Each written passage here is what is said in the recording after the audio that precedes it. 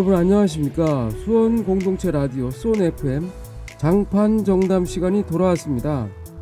여러분들 요새 그 추위가 굉장히 심한데요. 감기에 혹시 걸리지는 않으셨는지요? 그나마 오늘은 그 봄 기운을 느낄 수 있었는데 여러분들은 어떠셨나 모르겠습니다. 김진철의 편의시설 시작해 보도록 하겠습니다.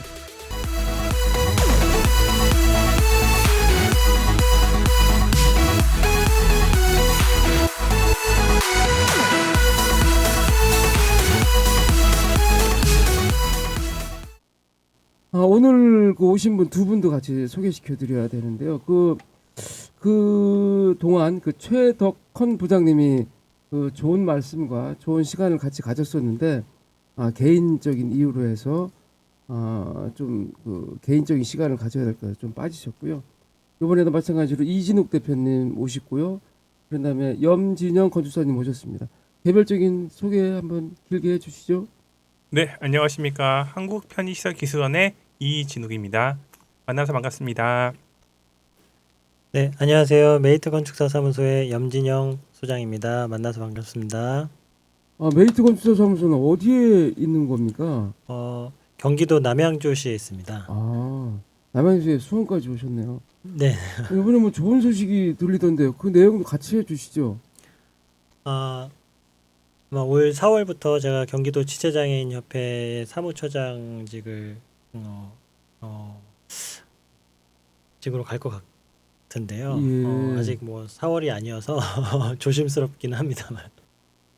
네, 건축사님 주신 명함을 보니까 그 메이트 건축사 사무소 부설연구소 UD랩 뭐 가로 열고 BF 인증이라고 이렇게 기재되어 있던데 네, 혹시 이쪽 그 BF 인증이나 편의시설 관련된 활동을 하신 적이 있으신가요?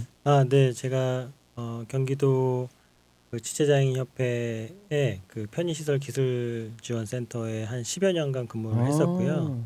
네, 그래서 저희 사무소만의 좀 특화 사업으로 그 BF 인증이라든지 BF 인증 심사도 몇 차례 했었고요.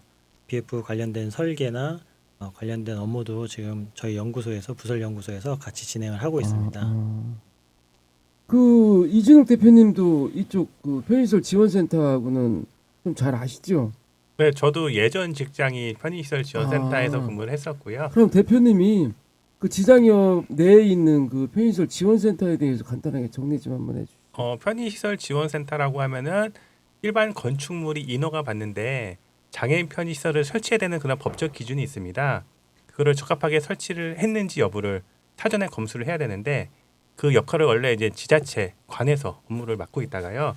그 담당 공무원분들이 이제 수단 모직을 하시다 보니까 약간 업무 연계성이 좀 부족하다는 그런 느낌이 있어가지고 지자체 조례 또는 법에 의해 가지고 장애인 협회에서 위탁을 받아가지고 현재 업무 처리를 하고 있습니다. 그 편의시설 지원센터가 그런 역할들을 하고 있군요.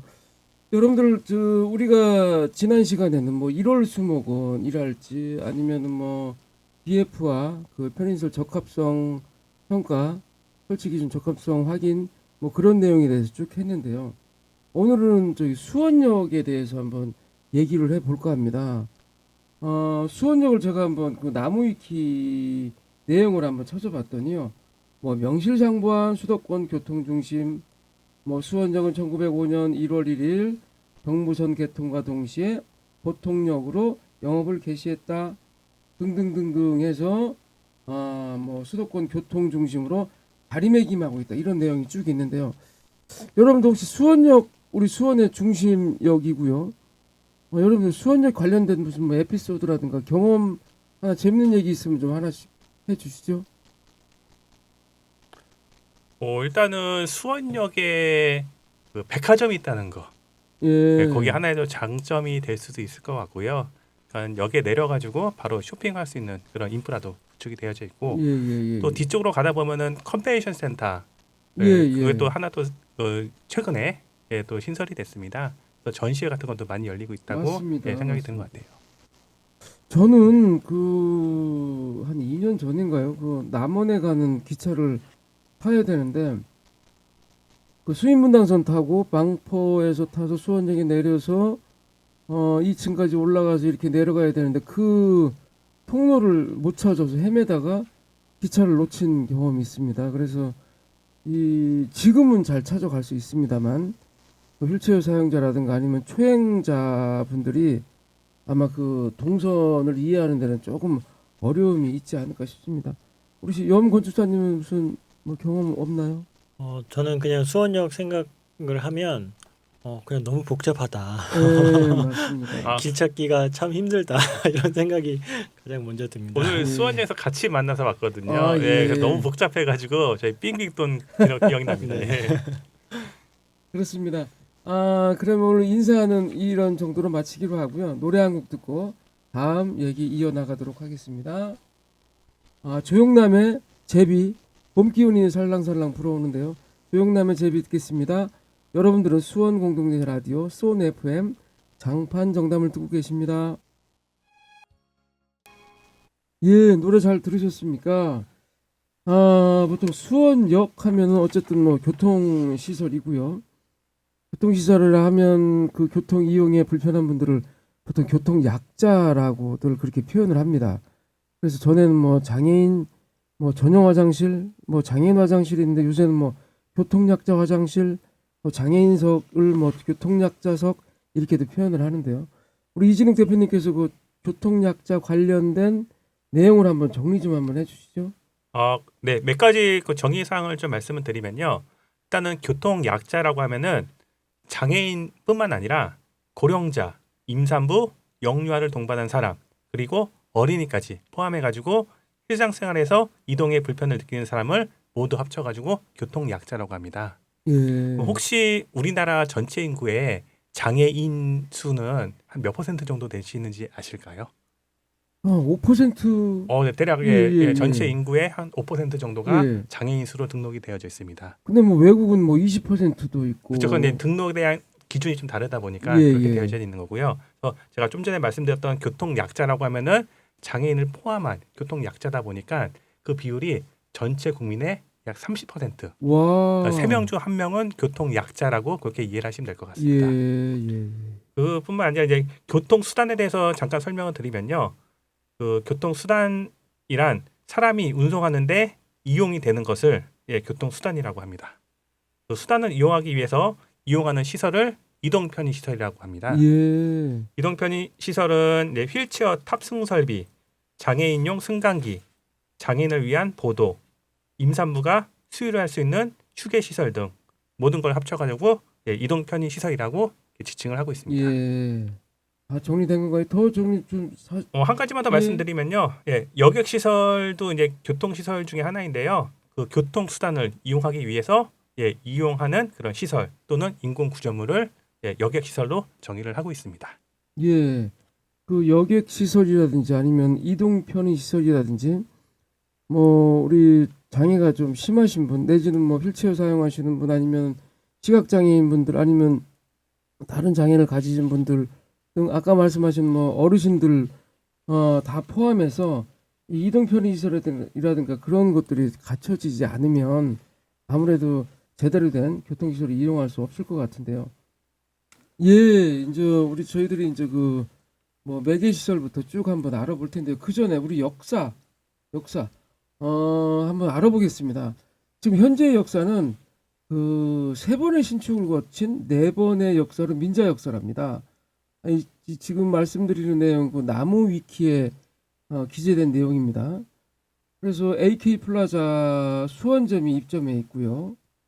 뭐 개장 초기에는 애경백화점이었지만 그 명칭이 뭐 비니회사라는 이미지를 연상시킨다는 이유로 2009년에 바뀌었다 그랬죠. 그래서 이 역사 여러분들도 아시다시피 총 길이가 한 400m가 넘는 뭐 그런 그 역사입니다. 그리고 이제 2014년 11월에는 뭐 타임빌라스 수원이 오픈했으나 위치가 뭐 좋지 않다, 뭐 적자가 나기 일수이다, 뭐 이런 말들이 있었지만 뭐 AK 플라자 수원점은 흑자는 물론이고 매출 영업이익에서 1, 2위를 다툰답니다. 저도 깜짝 놀랐습니다. 깜짝 놀랐습니다. 예. 그래서 뭐 인근 지역인 화성시, 오산시, 용인시 시민들도 놀 곳을 찾아 수원역으로 오다 보니 민자역사와 그 주변은 늘 북적거리고 있답니다. 여러분들은 그것도 실감하시나요? 사람이 많다는 거는 예, 느꼈거든요. 근데 매출까지 많다는 거는 예, 오늘 처음 알았습니다. 예. 예. 여기 보면 민자역사에 있는 아웃백 스테이크 하우스 수원 역사점이 아시아 매출 1위랍니다. CGV 수원이 5년 연속 전국 영화관 관객 순위 톱10에 속했다는 사실이 증명한다라고 이렇게 기재되어 있어서 정말 많은 분들이 그 수원역을 이용하고 있구나 이렇게 생각이 판단을 할 수 있겠습니다. 근데 오늘 이 방송을 하기 전에 한번 저도 쭉 한번 그 수원역을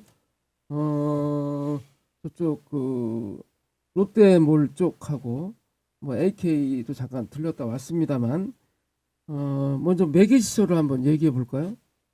예, 그 매개시설은 그 외부하고 이 수원 역사를 이어주는 그런 시설을 말하는데요.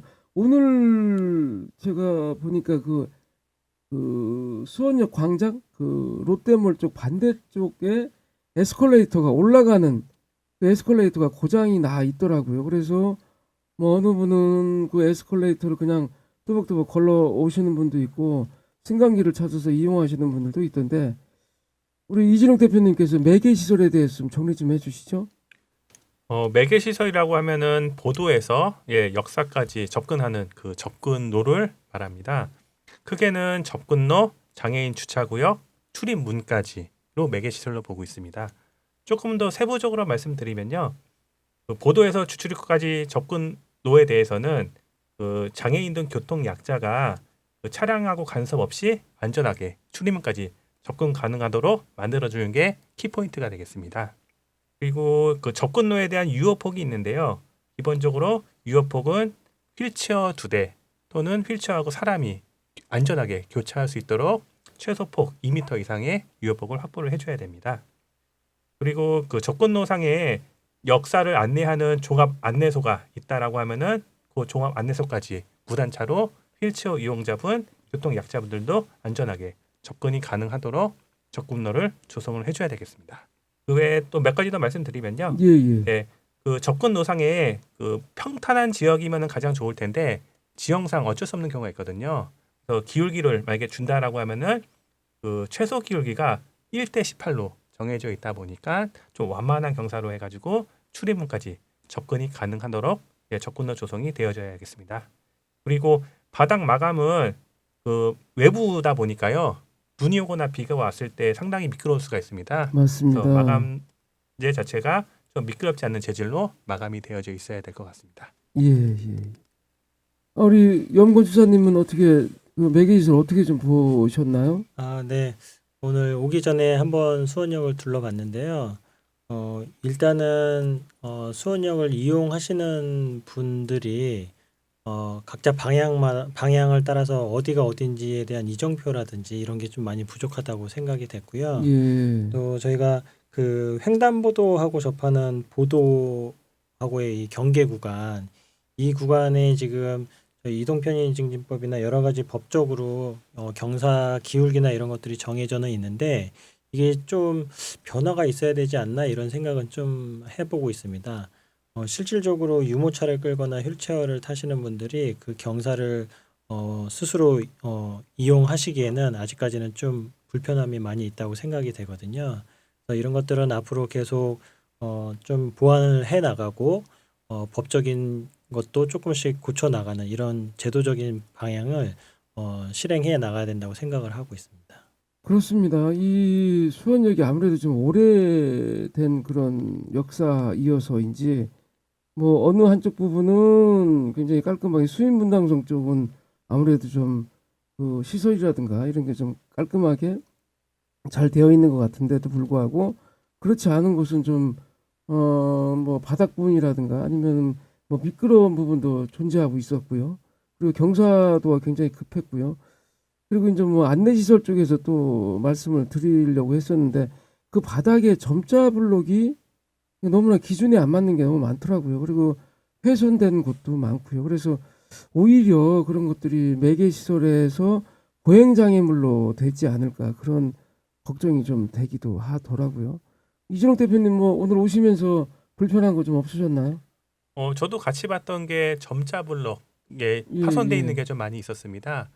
제가 그래서 2년 전쯤에 그 생활 불편 신고 앱에다가 이거를 아, 직접 신고해가지고 좀 개선해달라 요청을 드렸던 사항들이 있는데요. 예, 아직까지도 개선이 안 되고 있더라고요. 예, 네, 예, 이런 건 예. 좀 행정 절차상 좀 신속하게 보완이 됐으면 맞습니다. 좋겠다는 생각을 했습니다. 네. 그 수인 분당성 쪽에 보니까 그 유도 블록 그러니까 선형 블록이라 그러죠. 유도 블록이 갑자기 뚝 끊겨져 있는 그런 상황도 있었고요.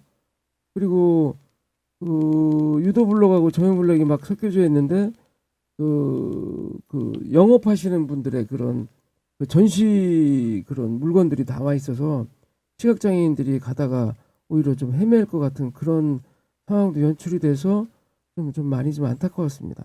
그리고 또 한 가지 좀 말씀드리면은 저희가 수원역에 이제 1호선, 그 다음에 수인분당선, 그리고 기차가 다니잖아요. 예, 예, 예. 요거를 운영하는 운영 주체 회사가 다 다르다라고 합니다. 아, 그래서 그렇습니까? 그 연결 부위라던가 그 시설이 이제 접하는 부분이 그 관계가 좀 애매모호해가지고 항상 거기 관리가 좀 안 된다는 그런 느낌을 받았거든요. 아, 그럼 나쁘게 얘기하면은 책임 전가네요. 그러니까 서로 이제 핑퐁하는 그런 상황도 좀 발생이 되고 있고요. 네. 이 부분이 뭐 누구 어디 뭐 책임이냐 어느 부서냐 이렇게 하면서 뭐 이렇게 하면서 떠밀다 보면은 해결되기가 뭐 요원한 문제가 될 수도 있겠네요. 네, 맞습니다. 네네.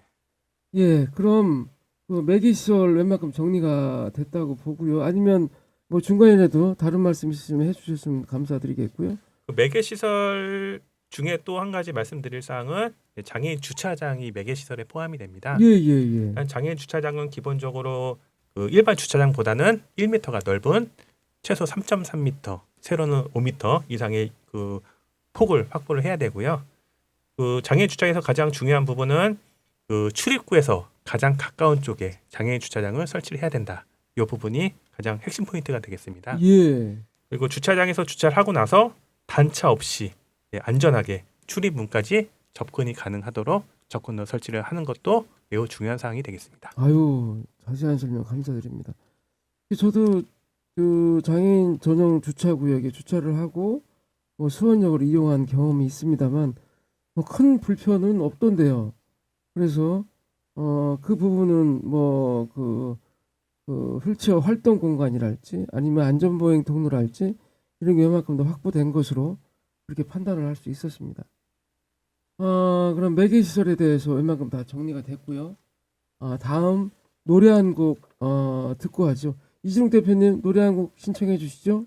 요즘 제가 즐겨 듣고 있는 노래고요. 네, 황가람의 나는 반딧불이라는 곡을 신청하겠습니다. 그 유명한 노래를 신청하시는군요. 제가 했으면 했는데 아쉽네요. 같이 들으시면 되죠. 예, 그렇죠. 여러분 지금 수원 공동체 라디오 수원 FM 장판 정담을 듣고 계십니다. 노래 잘 들으셨습니까? 목소리가 너무 좋은 것 같습니다. 예, 감탄했고요. 자, 다음은 그 내부 시설에 대해서 한번 알아보도록 하겠습니다. 내부 시설은 어떤 것들이 있죠, 대표님? 내부 시설은 크게 4가지로 구분이 되어져 있고요. 통로, 계단, 경사로, 승강기 크게 4가지로 구분이 되어져 있습니다. 조금 더 구체적으로 설명드리면은 일단은 먼저 통로 부분입니다. 통로는 그 통로에 대한 유효폭은 아까 말씀드렸듯이 기본적으로 휠체어 타시는 분들이 안전하게 교차를 할 수 있도록 최소 유효폭 2m 이상 확보하는 걸로 기준을 삼고 있고요. 그 통로상에 단차가 있으면은 그 휠체어 이용하시는 분이나 유아차가 통행을 할 수 없다 보니까 그렇죠. 기본적으로 무단차로 조성이 되어져 있어야 됩니다. 예. 부득이하게 단차가 있는 경우는 반드시 경사로를 설치해가지고 안전하게 올라갈 수 있도록 해줘야 되고요. 그 바닥 마감도 마찬가지로 미끄러우면은 상당히 위험할 수가 있습니다. 특히 이제 실내 같은 경우는 이제 목발 짚으신 분들이 바닥이 미끄러워가지고 많이 이렇게 넘어지는 사고들이 맞습니다. 발생이 되고 있습니다. 바닥 마감도 일단은 물이 묻었을 때 미끄러지지 않도록 설치가 되어져 있어야 됩니다. 그리고 복도에는 통상 이제 간판이라든가 뭐 장애물들 이렇게 많이 설치가 되어져 있는데 특히 시각장애인분들은 앞이 잘 안 보이시다 보니까 그렇게 갑자기 튀어나온 그런 그 장애물들을 발견하실 수가 없으세요.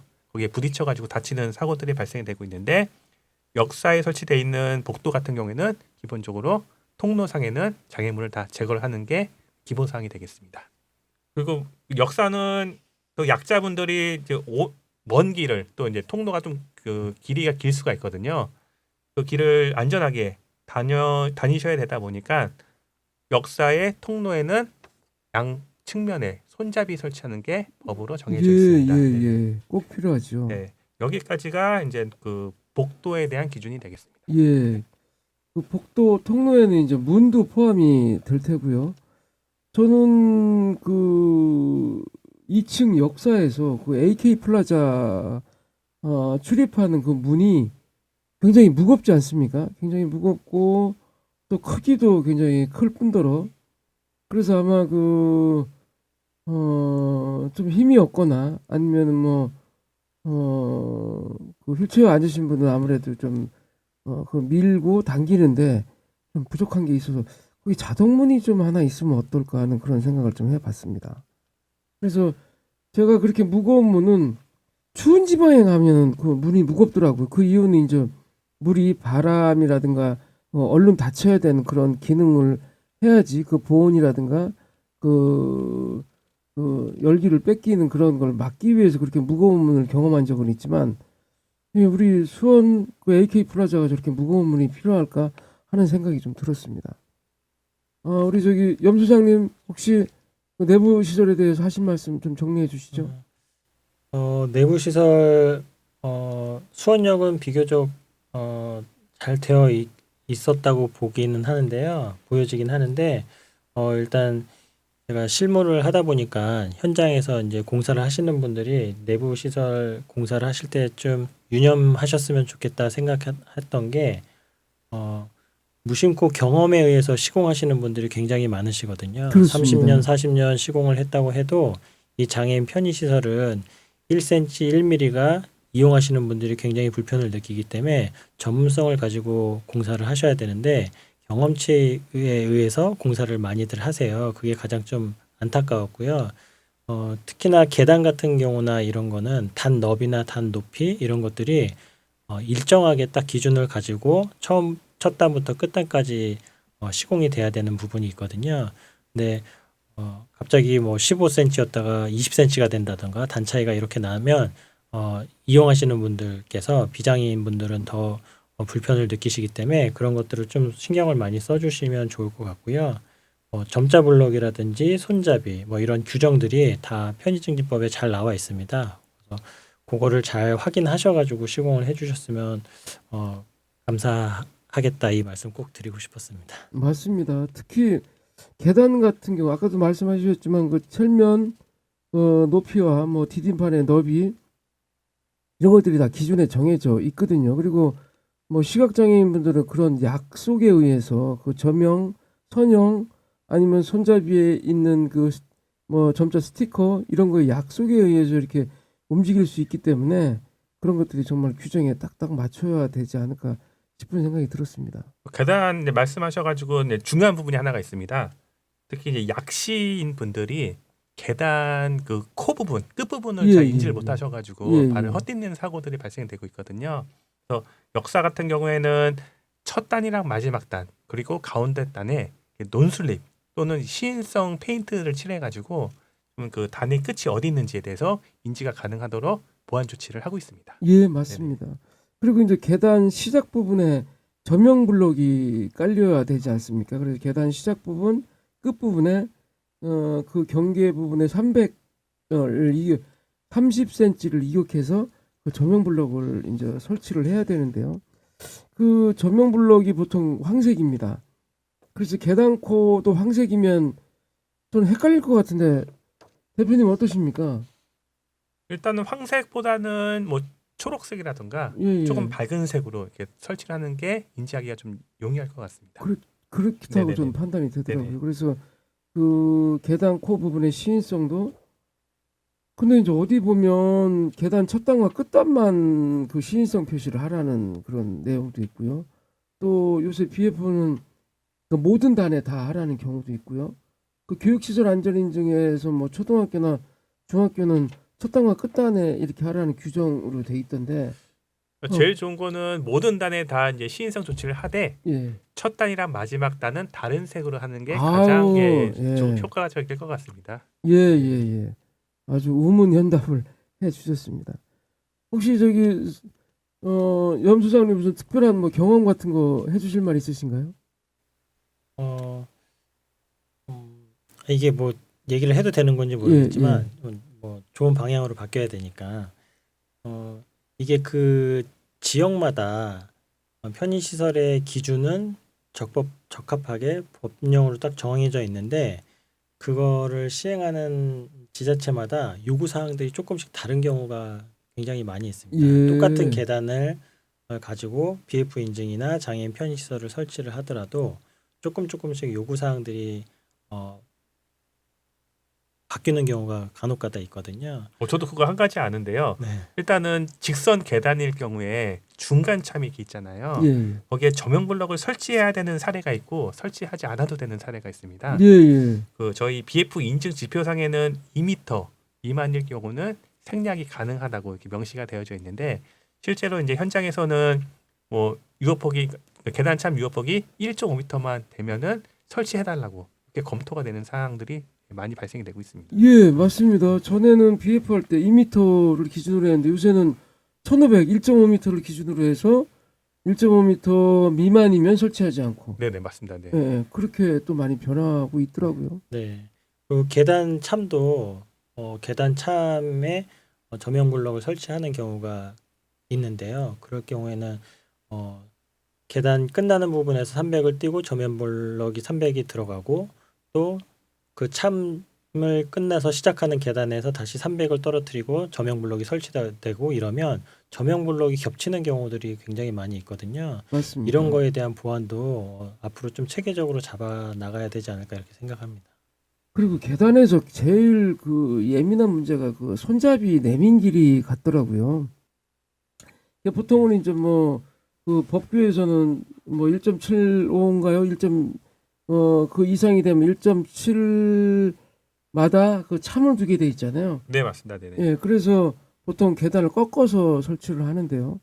그래서 보통 층마다의 계단 시작 부분은 30cm의 손잡이 내민 길이를 확보하지만 참 부분은 그렇게 하기가 여러 가지로 번거로워 하더라고요. 특히 건축자분들이라든가 시공하시는 분들이 번거로워 하는데 요새는 아주 인증 그 기관에서도 굉장히 예민하게 그걸 따지고 보고 300을 꼭 확보하도록 그렇게 유도를 많이 하고 있던데 그 대표님 경험 많으시니까 어떻게 그 손잡이에 대한 그 뭐 변천 내지는 뭐 에피소드 있으면 소개 좀 해주시죠. 일단은 층에서 시작할 때는 계단 손잡이에 이제 점자 표지를 설치를 해야 예, 되거든요. 예, 예. 그걸 설치를 하려다 보면은 반드시 이제 수평 구간이 조성이 되어져 있어야지 예, 그 예. 점자 스티커를 부착을 할 수가 있습니다. 근데 이제 그 뭐 건축 전문 용어로 하면 이제 오도리바라고 하는데 중간참 같은 경우는 그 손잡이 30cm 연장을 했을 때 이 계단에 대한 유효폭이 너무 넓어지다 보니까 이 건축 면적을 많이 차지하는 그런 상황이 발생이 됐고요. 예, 예. 면적이 또 증가가 되다 보니까 공사비도 많이 증가가 됐던 그런 사례들이 있었습니다. 그래서 과거에는 층간 참에는 30cm를 유지를 하되 중간 참 같은 경우에는 손잡이가 한 10cm 정도만 설치를 해도 인정을 해줬던 그런 사례들이 있었는데요. 예. 실제 이용자분들이 그 수평 손잡이가 있어야지만이 계단이 끝을 인지할 수 있다. 그런 좀 말씀들을 많이 해주셔가지고 요즘에 뭐 인증을 받거나 편의시설 설치할 때는 중간 참에도 안전하게 수평 손잡이가 나올 수 있도록 그렇게 검토가 되고 있는 것 같습니다. 맞습니다. 점점 좋아지는 쪽으로 그렇게 변하고 있어서 참 다행이라고 생각이 듭니다. 이번에는 그 염소장님께서 건축사님께서 신청곡 하나 알려주시죠. 네, 그 요즘 제 아들이 많이 듣는 노래인데요. 윤도현의 흰 수염고래 신청하겠습니다. 예, 여러분은 수원 공동체 라디오 수원 FM 장판 정담을 듣고 계십니다. 예, 그럼 이번에는 위생시설에 대해서 좀 알아보도록 하겠습니다. 대표님 위생시설 정리 좀 해주시죠.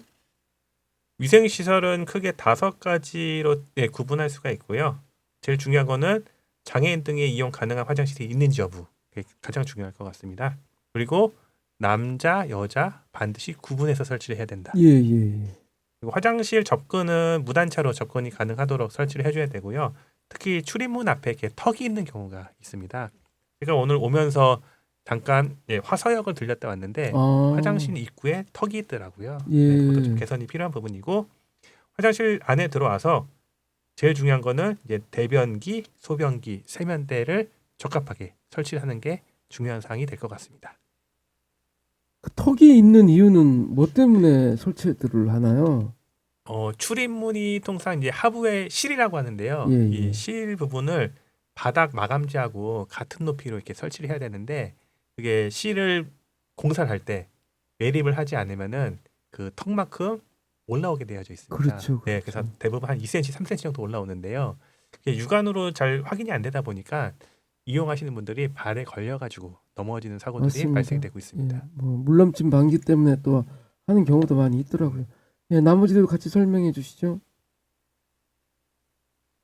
네, 세부적으로 조금 더 디테일하게 설명드리면은 일단은 장애인 화장실은 뭐 층수가 여러 층이 있다라고 하면은 각 층별로 장애인 화장실을 설치하는 게 가장 효과적일 것 같고요.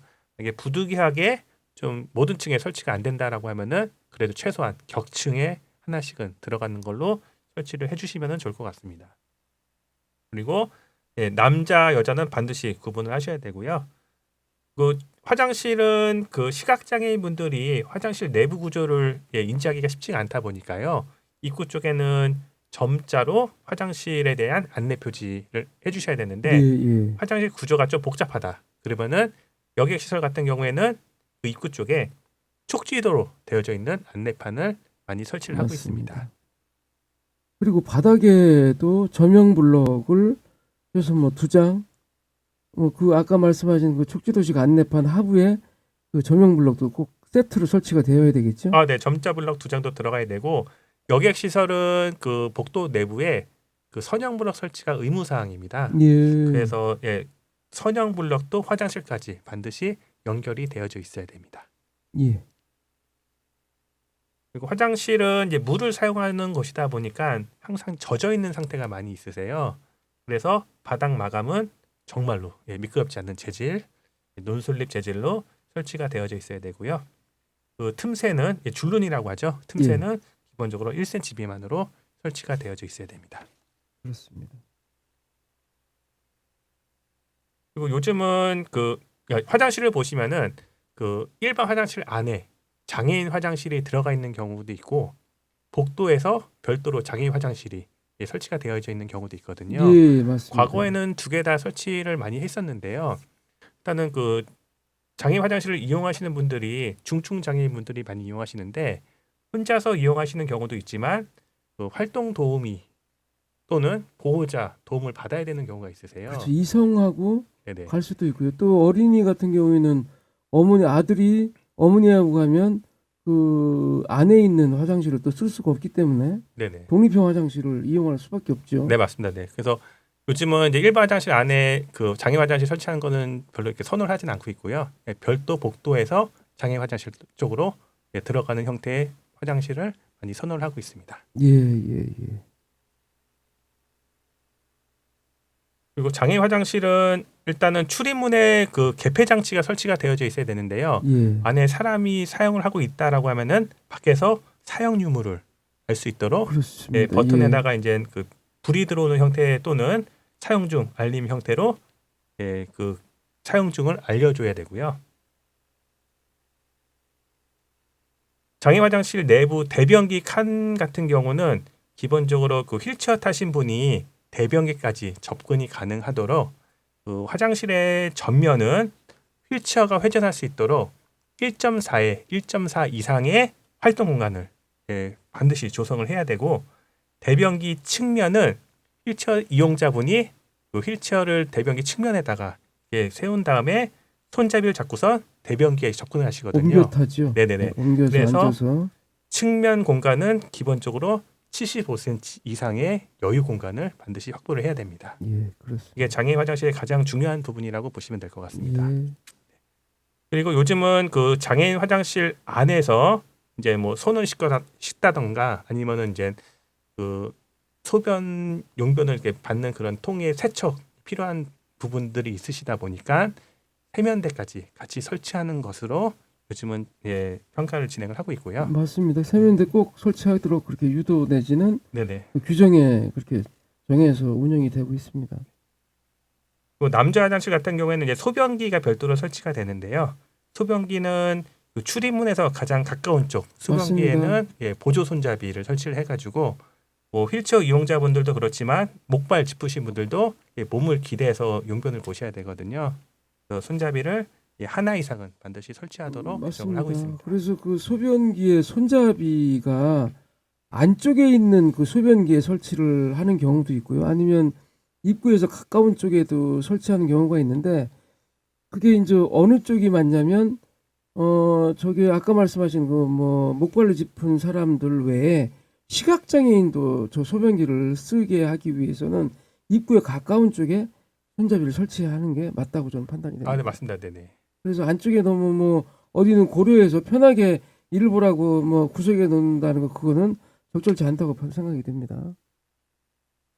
예, 그래- 정리해 주셨습니까? 예. 네, 그리고 이제 세면대 관련된 내용이고요. 장애인 화장실에 들어가는 세면대도 마찬가지지만 일반 화장실에 설치되는 세면대에도 기본적으로 휠체어 이용자분들이 세면대 수령까지 이제 손이 닿아야 되거든요. 그래서 이제 하부가 이제 개방되어 있는 형태로 설치가 돼야 되고요. 그 기준은 높이는 바닥에서 65cm, 깊이는 45cm 이상 여유 공간을 둬야지만이 휠체어 이용자분이 수전을 이용하실 수가 있으세요.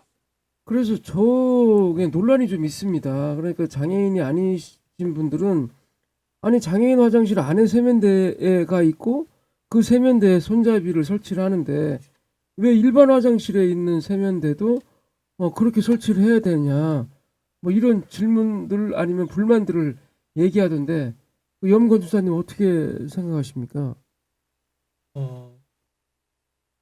그 장애인 화장실 안에 있는 세면대는 반드시 있어야 되는 거고요. 그 외부의 세면대도 저희 편의증진법이나 장애인법의 취지가 누구나 언제 어디서나 동등하게 사용할 수 있게 하자는 게 취지지 않습니까? 그래서 외부에서도 화장실을 사용 중에서도 이어서 그 화장실 안에 있는 세면대를 쓰지 못한다고 하면 외부에서도 쓰실 수 있게 적합한 손잡이라든지 이런 시설물들을 다 갖추는 게 옳지 않나 이렇게 생각을 하고 있습니다. 아유 예 올바른 판단이시고 일반 화장실에 이제 세면대가 여러 개가 있으면은 전부 다 하부 공간 확보하는 건 아니고요. 네, 그 중에서 하나 이상만 이렇게 확보를 예, 해주시면은 그렇습니다. 같이 예. 이용할 수 있으실 것 같아요. 그리고 그 세면대 이제 수전이 설치가 되는데 이게 냉수가 나오는 경우가 있고 온수가 나오는 경우가 있습니다. 요거는 이제 시각장애인 분들이 요걸 인지를 잘 못하시다 보니까 그 수전에는 반드시 점자로 이렇게 안내를 해줘야 될 것 같습니다. 예, 전에는 스티커를 따로 붙였는데 요새는 일체형이라고 같이 아예 인쇄 내지는 이렇게 나눈 것들이 많이 있더라고요. 그 스티커가 시간이 지나면 다 떨어지거든요. 예, 예, 그걸 예. 제때 이제 보수가 안 되다 보니까 아예 그냥 수전에 일체형으로 예. 설치가 되어 있는 그런 제품들이 요즘은 많이 나오고 있습니다. 맞습니다. 예, 아 대표님 정리 잘 해주셨고요. 연구 주사님 뭐 하실 말씀 있으시죠? 네, 아까 저희가 수원역을 돌면서 화장실을 한번 둘러봤었거든요.